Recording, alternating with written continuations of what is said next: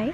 So நான் already வந்துட்டு victim mind செட்டில் இருக்கீங்கன்னா அதுக்கான video how to recognise your in victim mind set or அந்த மாதிரி யோசிக்கிறீங்க, விக்டிம் மென்டாலிட்டியில் இருக்கீங்கன்னா ரெகக்னைஸ் பண்ணுறதுக்கு நிறைய வந்து தாட் பேட்டர்ன்ஸ், எமோஷனல் குவாலிட்டிஸ் என்ன இருக்கும், அப்புறம் ரிலேஷனல் குவாலிட்டிஸ் எப்படி இருக்கும், அதை எப்படி ஐடென்டிஃபை பண்ணுறது நான் நிறையா வீடியோஸ் போட்டிருக்கேன். லைக் இன்ஸ்டாகிராம் அண்ட் யூடியூப் ரெண்டுத்துலேயுமே நீங்கள் போய் செக் பண்ணிக்கலாம்.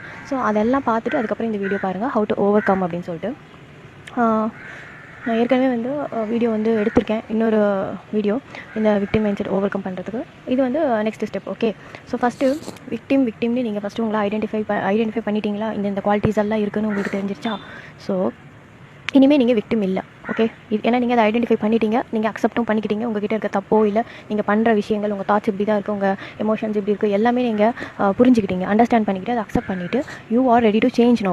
ஸோ வந்து ஃபர்ஸ்ட் வந்து உங்களை நீங்களே வந்து செல்ஃப் சாபட்டாஜ் பண்ணுறதை நிறுத்திக்கோங்க. எனக்கு இப்படி தான் நடக்கும், என்னோடய லைஃப் வந்து ரொம்ப என்ன சொல்கிறது அன்லக்கி, நான் வந்துட்டு ஸ்டக்காக தான் இருக்குது, என்னோட ஹோல் லைஃப் வந்துட்டு ரிப்பீட் ஆகிட்டே இருக்கும், எனக்குன்னு வந்து எந்த குட் ஃபார்ச்சுனேட் திங்ஸ் எல்லாம் நடக்காது அப்படின்னு சொல்லிட்டு உங்களை நீங்களே வந்துட்டு டவுன் பண்ணிக்காமல், அதுக்கப்புறம் செல்ஃப் சாபட்டாஜிங் இது நிறைய பேர் பண்ணுவாங்க.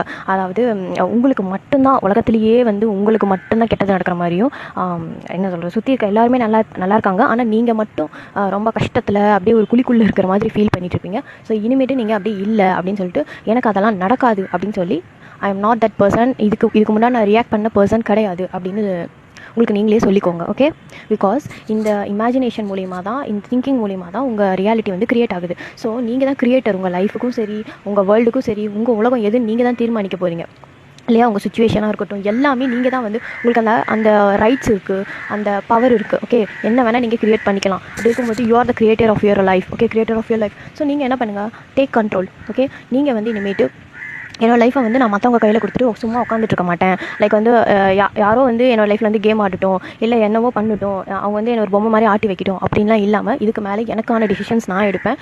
என்னோட லைஃப்பை வந்து நான் ஃபுல்லாக வந்து ரெஸ்பான்சிபிலிட்டி எடுத்துக்கிட்டு எனக்காக நான் நிற்பேன் அப்படின்னு ஃபஸ்ட்டு இந்த விக்டிம் மைண்ட் செட்லேருந்து வெளியே வரதுக்கு முதல்ல கான்ஃபிடென்ட்டாக, தைரியமாக, ஸ்ட்ராங்காக வெளியே வாங்க. ஓகே, நான் வந்து இனிமேட்டு எனக்காக நிற்பேன் நீங்கள் செல்ஃபாக சொல்லுங்கள். நீங்கள் வெளியில் போய் ஒருத்தர்கிட்ட ஹெல்ப் கேட்குறத விட உங்களுக்காக நீங்களே உங்கள் ஓன் வாய்ஸில் வந்து உள்ளுக்குள்ளே நீங்கள் சொல்லிக்கிறப்போ அது உங்களுக்கு ஒரு பவர் கொடுக்கும். ஓகே, பிகாஸ் உங்களை விட ஒரு பெரிய பவர்ஃபுல்லான விஷயம் வந்து நீங்கள் வெளியில் தேடினாலும் அது கிடைக்காது. ஃபஸ்ட்டு